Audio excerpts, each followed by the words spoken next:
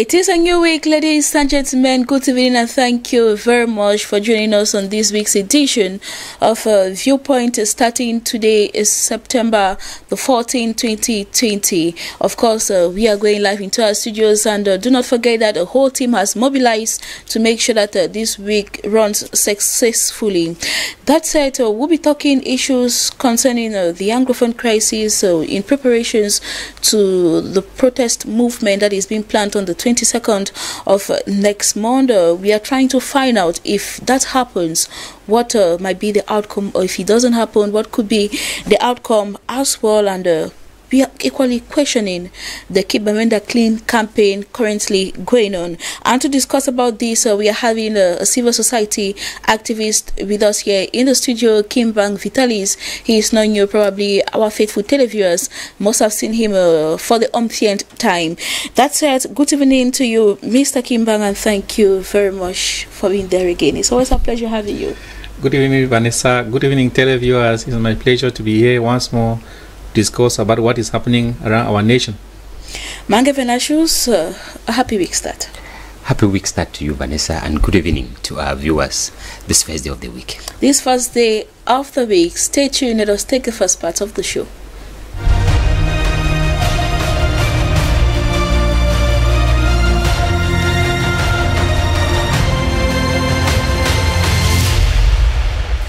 Question 1, will the Keep Bamenda Clean campaign going to be successful? Vitalis, do you think it's going to be successful? No. Mange Venashus? Yes, it will. It will be successful. And question 2, can Cameroonians really go out to protest as planned on the 22nd for the Anglophone crisis to be resolved before regional elections? No. No. Mange Venashus? I say share the same opinion. They won't. No, they won't. Let us take the debate.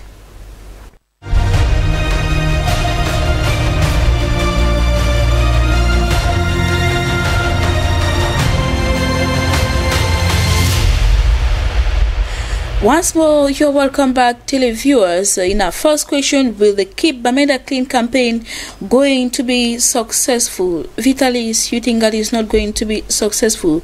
The Keep Bamenda Clean like slogan, where military men are being sent into the region to actually like keep the place clean, meaning that going in and searching for the perpetrators of the Anglophone crisis, those that are responsible for the killings and the rest.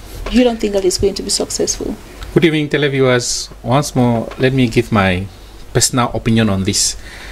I said here the other day that when we talk about the separatist fighters, these are people that cannot be identified.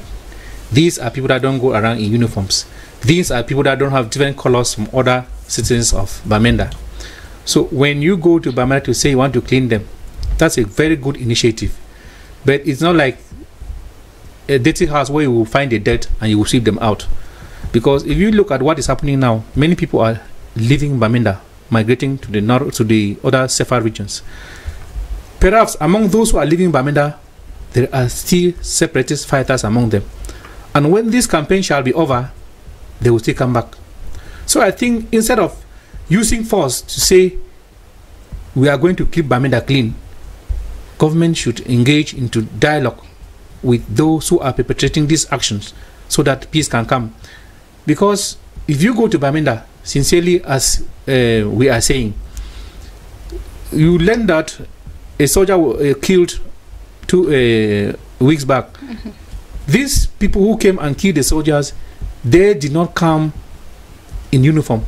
They were, I think that was on September 1. Yes. Mm-hmm. Normal civilians on top of a bike who came and killed this citizen, this soldier. So we cannot really identify who is who in Bamenda to say that, okay, the dirty people are here, we are going to clean them up. Because once in Bamenda, you hear people say, that the separatist fighters to leave the bush, they have left the bush and now they are in town. Mm-hmm.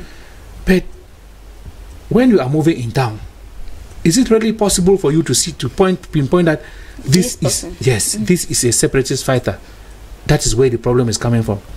The government maybe has a very good plan to clean Bamenda up, because when you go to Bamenda, you discover that there is a lot of insecurity the separatist fighters, some of them call themselves separatist fighters, whereas they are not separatist fighters. There are thieves that have joined to extort people, to extort money from people, to steal from people, and do all sort of evil things. But our greatest problem now is, how do we identify these people? How do you know that this is a separatist fighter and this is not a separatist fighter? This is a thief and this is not a thief.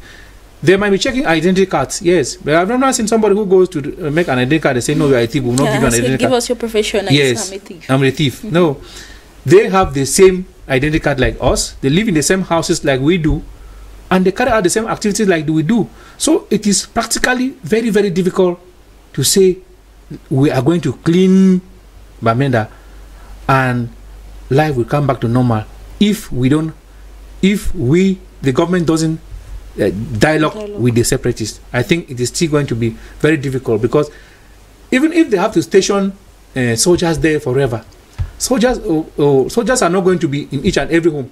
You will notice that when people fear, when they announce ghost town and lockdown in Bamenda, people don't sit in their homes because they out of their will. It's out of that fear. In Bamenda, you will hear somebody say, okay, if you disobey this, the separatist fighters, and they are waiting for you in the house. In the house. Because there are some of them that know you and know where you live and know everything about you, but you don't know them.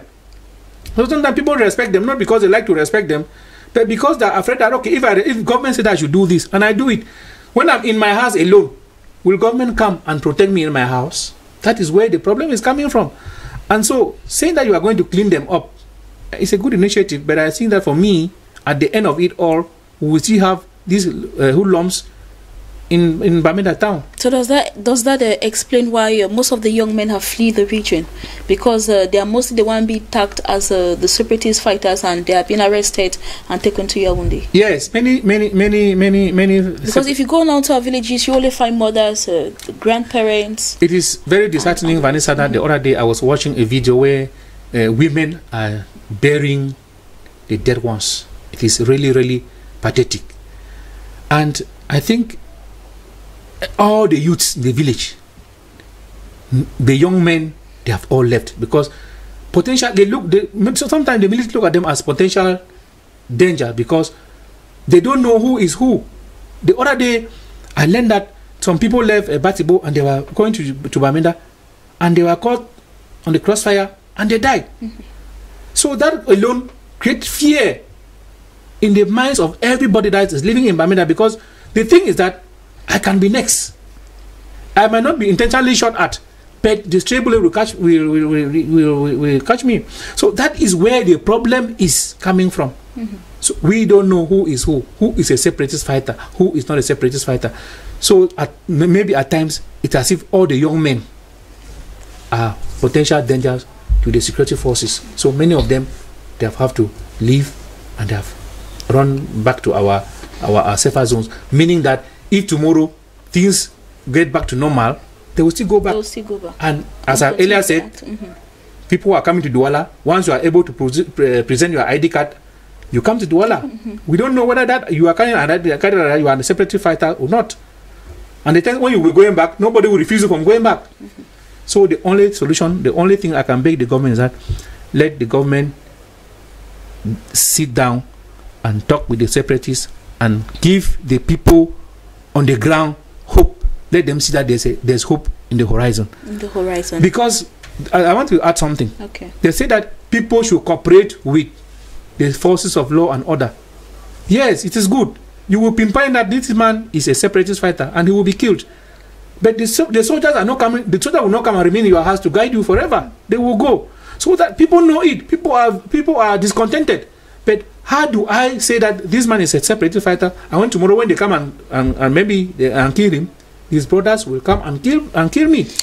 Anyway, we are hoping that these military men will go into the suburbs where their camps are located to actually fish them out from there. Mange Venashus, given the point of view of Vitalis, are you still convinced that the Keep Bamenda Clean campaign is going to go on successfully? Of course, Vanessa, we are talking of cleaning Bamenda, and we are not talking of cleaning Bamenda from cleaning the separatists out from Bamenda. We are talking of cleaning Bamenda from all those threats to fear, like Mr. Kimbang is saying, there is fear in the people. And if we have to clean them, Mr. Kimbang was highlighting that not necessarily the separatists who are carrying out all sorts of atrocities in the villages, in the town. You still have some thieves who have taken advantage of the situation. These are the very people that the government is cleaning out from from Bamenda. And I think that it's high time we have to give our forces of defense and security some confidence, because if you look at the way the military has done it, they have upgraded their strategy and they are combing through, you know, the town, the villages. What they are doing, I read something this morning that they have extended the campaign to Ngokitunja and to Bui divisions to make sure that they succeed in laying hands to where these separatist fighters are hiding. It is true that it is difficult for them to identify who is a separatist fighter and who is not. But then, if you want to identify yourself as an honest citizen, there are certain ways. Remember, these are people who are believed to be, you know, they are trained for that. They are professionals in that field. They know what they are looking for. They know potential signs of a criminal. A criminal must not necessarily be that you have a gun, that you are in the bushes before they know. I was reading something, and the government, no, not the government delegate, the city mayor to Bamenda City Council was saying that the situation, the Clean Bamenda campaign is a bitter pill that the Bamenda citizens would have to swallow to cure the crisis. It is not easy for those who are living in Bamenda, like he's saying. It's true. The reason why most of them are running to those who cannot withstand the pressure, because the military has increased the pressure to make sure that potential trouble plotters are isolated, they are identified. The military know the tactics they are using. If that were the case, then they should be arresting everybody in Bamenda. Why is it that they come to this quarter and they fish out and take 1, 2, 3 persons in a quarter that they are still people? Because they know what they are looking for. They know what they are going for. They know the signs of those potentials, criminals. Remember that the campaign has no duration. When the Minister of Territorial Administration banned the sales of cutlasses and iron rods, he gave a 4-month time frame. But this operation has no time frame.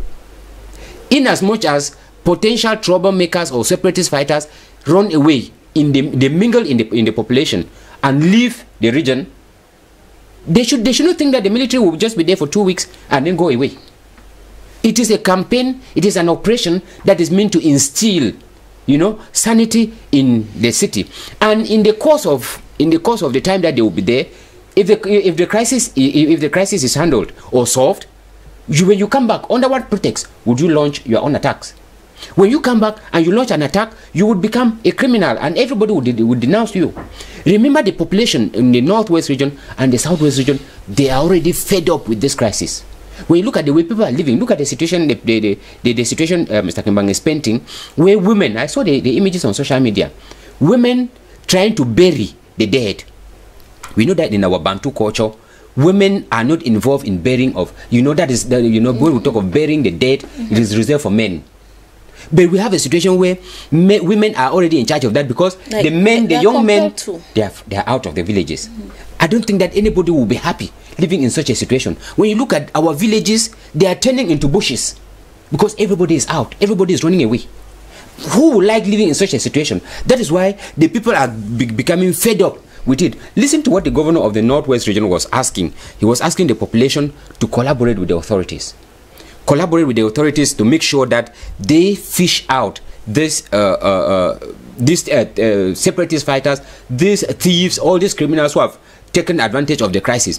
It is true, when we call them terrorists, a terrorist is one who instills fear, terror into the people.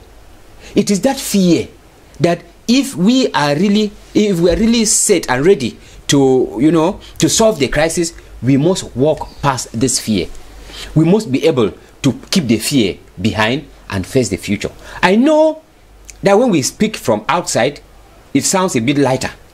That those who are living in the field, it is difficult for them. But like the mayor was saying, it is a bitter pill. It's like somebody is sick, you know what, the arm is infested and they have to cut the hand.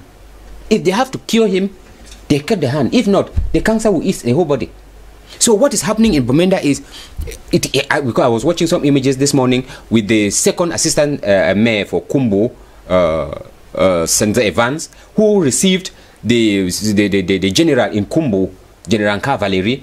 They were talking about this issue of these separatist fighters, those who are in the bushes. They are Cameroonians. They call them their children. And when I listened to what the general was saying, these are their children. These are their brothers and sisters. They are their compatriots, like any other person. So if we have to build a conducive environment for people to live in, they need to come out of the bushes. And he was still assuring them, if you come out of the bushes, if you identify yourself, nothing will happen to you. They will simply take you to the DDR center for reformation, yes, so that you will be and you will be reinserted into the society. So I think it is an opportunity that our brothers and sisters out there, they need to cooperate. I know it is not easy. He was saying that it is a difficult thing for the military to identify who is who. Once you are in the northwest and in the southwest region, and there are certain ways of behavior, if you show signs, the military takes you. There are certain ways, if you are a young man now in the village and they see you with kind of tattered dresses, some kind of hairdo, some kind of, you are suspected. Generally, when you see somebody in a certain appearance, he's a suspect. And when the military adopts that, we don't blame them, because actually they don't know who is who. It's just enough that we put in a normal kind of, appearance conducive. I'm not saying that they should hide. I'm not saying that they should pretend. But then the situation here is, you remember some time ago here, the government was in a discussion with separatist leaders who are in prison, which means the government keeps looking for ways to solve the crisis, while hoping that as the military is struggling in the field to identify potential troublemakers, government is working in the background, and very soon the situation will be handled. And once handled, I think that life will come back to... Mr. Vanessa, what I want to say is that, first of all, government, the forces must make the people to have confidence in them. What the government is doing is very correct. Everybody applauds that. But the forces of law and order must make people to have confidence in them. That I'm confident these people can protect me, because people are afraid, and that we are there for you. We are there for you, because we've seen images where the military were the one rather destroying properties, carrying people's stuffs and the rest. Very good. General Nka is there. He is somebody. He's not an ordinary military man. He's somebody who is learned. He's somebody who has studied and he knows the international conventions. But those who are working under him might not know it. And so that's where the problem is coming from. What General Nka is doing is excellent. But those who are working under him, that's where my fear is coming from. Because they might go extra mile to do things that they have not been instructed to do. So that's where my fear is coming from. It is true. It is true. It always happens where you have some elements who go out of the routine of the orders that were given for the execution of their duty. But then we believe that there is high time the population gave their, that they collaborated with the authorities. Let us trust them and see what happened. They have, the information I read this morning was they intend to extend the campaign to all the other divisions in the northwest region. And if they succeed to extend it to all the other divisions in the northwest region, I think that they would minimize the cost. I would rather think that if there can be something to be done, that the separatists, if even all of them, they can mingle with the population and leave the northwest region, come will return. No, the thing is that will be left back in the region. We all grew up in the northwest province. Fortunately, we grew up together in the same village. We know how our people look at the military. They have never been so friendly to the military. Exactly. Anytime they see the military, there's trouble. There is trouble. Yes. That's where my fear is coming from. Okay. That's why we're educating. That's why we're educating them, that trust them, that they are there for your safety. Anyway, because that's what they are saying. It is up to the military to give them that confidence. For confidence. Yes. Just exactly what Vitalis was saying, that it is love for the military to give the confidence to the people to trust them. Let us take our second question. Can Cameroonians really go out to protest as planned on the 22nd for the Anglophone crisis to be resolved before regional elections? Vitalis, you think that Cameroonians cannot, and probably they will not go out to protest? But then there is the president of the CRM party that is calling on Cameroonians to come out to demonstrate for the fact that let the Anglophone crisis be solved before regional elections. Vanessa, when you go out on the streets and you get popular opinion from people, I think Cameroonians will not, many will not go out. If you see the amount of trouble that it is in the northwest and the southwest, what the people are going through, you will not wish that people should start another problem here. Many people have escaped from the northwest and the southwest, and they are enjoying peace here. And for Maurice Kamto to come up that we should go to the street and demonstrate, I don't see it. If you look at it, you will discover that Major Frundi had made it very clear that no militant of the SDF will take part in that march. But Mr. Achu too, he made it very clear, and he warned Maurice Kamto that Maurice Kamto should know that the Cameroon military is not going to spare anybody that will be out on that day. Atangaji, the Minister of Territorial Administration, he made it very clear, and even when to make a proverb, a parable, I don't know whether it's a proverb or parable, saying that if you know that you can touch a beehive and you'll be able to run more than the bees that will come out of that hive, go out on the 22nd of September and March. Yes, it is a fundamental right for people to demonstrate, to protest when things are not going the right way. But I think government want to draw lessons from what happened in 2008, where a simple protest started, and at the end, ending in people breaking into boulangeries, breaking into supermarkets, and destroying things. So sometimes when government takes an action of saying that he prohibits such protests, I don't really blame them. Because, you know, we Africans, we are not like Europeans. If government gives that chance for people to go out and protest, many people who are going out, they know that it is an opportunity. Oh, they are going with a secondary aim. Very good. It's an opportunity for them to destroy government structures. Because I bet you many of them who will go out, they will go, said, break into some supermarkets and collect stuff from there. Collect stuff from there. So that is why you see most of the time when opposition parties, they come up with applications that they want to protest, many government officials will always say no. I think the governor of the Central Region, Nasser Polbia, and Dieudonné Evadebois, they have already made it very clear that anybody that is going out on the 22nd of this month is doing so at his or her own risk.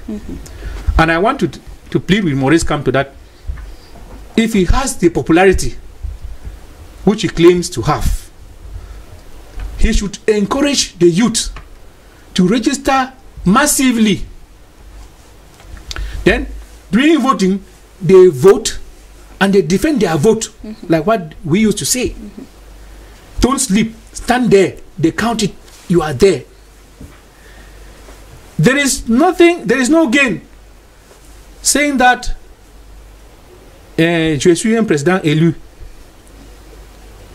whereas we only have a single president in this country in the name of President Paul Biya. So I wish to tell Maurice Kamto that Cameroonians, we have enough problems. There is hunger in the north. The Seleka rebels are giving us trouble in the East Province. We have Boko Haram. We have the crisis in the northwest and southwest. We don't want to have another crisis again. People have escaped and they are here in Douala and Yaoundé. There are a lot of crises, even unemployment crisis. There is a lot. Cameroon is suffering from a lot and needs a kind of restructuring. Mark Evenashus, you equally think that Cameroonians will not really go out to protest as planned. But I would also equally like to know from you that is there no means for a peaceful manifestation? Because I think that the banning of this protest movement is as a result of the fact that they think that it's a violence, it's like kind of trying to distort public order. Vanessa, when you listen... Can the people not protest or march peacefully? Okay. peaceful protest or manifestation is a legalized, a legal, you know, a constitutional, you know, exercise in this country. Our constitution gives us room for such. But when you look at the reason, or you look at the motive that is being advanced for this upcoming 22nd programmed protest, you see that there is something ambiguous about the protest. I first look at it from the point of what is the purpose for the protest? Is it that Biya must go, or it is that they must solve the Anglophone crisis before elections? If it is that Biya must go, because you get the two coming up, I don't understand how we can be protesting peacefully, insisting on something that it must happen. If it must happen, then it is no longer peaceful.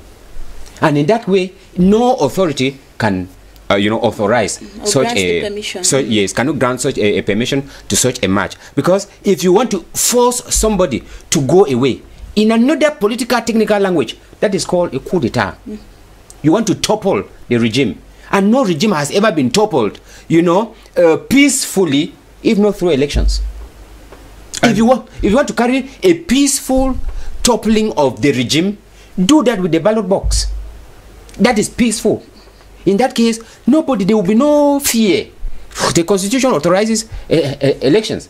But if you want to think that you will go out into the street and then you tell the world that it will be a peaceful march, that somebody must go. If he doesn't go, what happens? And you expect the governor to give you an authorization that you should go out and say that on the street and tell people that the president must go. And you call that a peaceful demonstration. There is something wrong. I think that when you look at the level of the leaders of the MRC party, you see that they are landed persons who seem to drag those who just want to follow the crowd. There are some people who are just following the crowd. They don't measure the stakes of the action if it happens. They don't want to find out what will be the outcome, the consequences of such a move if it goes into operation. Now they are talking about the idea that President Elu, it is normal. The word president goes in everything. We can, three of us here can sit here and we say that I am the president of those of us sitting here. I can be a president of an association. I am a president. I am a president. I'm a president of our own group.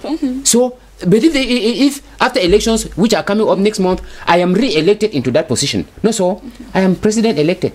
I'm president-elect. Yes, of my group. President-elect. It will become a problem when Kamto will say that he is President élu du Cameroon. That is elected president of Cameroon. It will become something. Kamto is a landed, landed legal mind. He understands the terms he uses. Kamto has never said he is President élu du Cameroon or elected president of Cameroon. He can be elected president of his party. He has all the right. But when he comes out as elected president of Cameroon, there is something wrong. Because they cannot elect two presidents in a country. Cameroon has one elected president who was sworn in 2018. And he is still ruling. So Kamto is not the elected president of Cameroon. He is perhaps elected president of his party, maybe of their village meeting, maybe of their quarter meeting, but he is the elected president, not of Cameroon.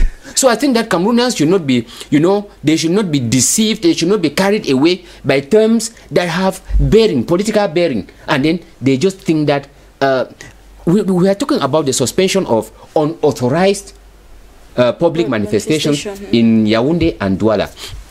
When we use terms have a meaning.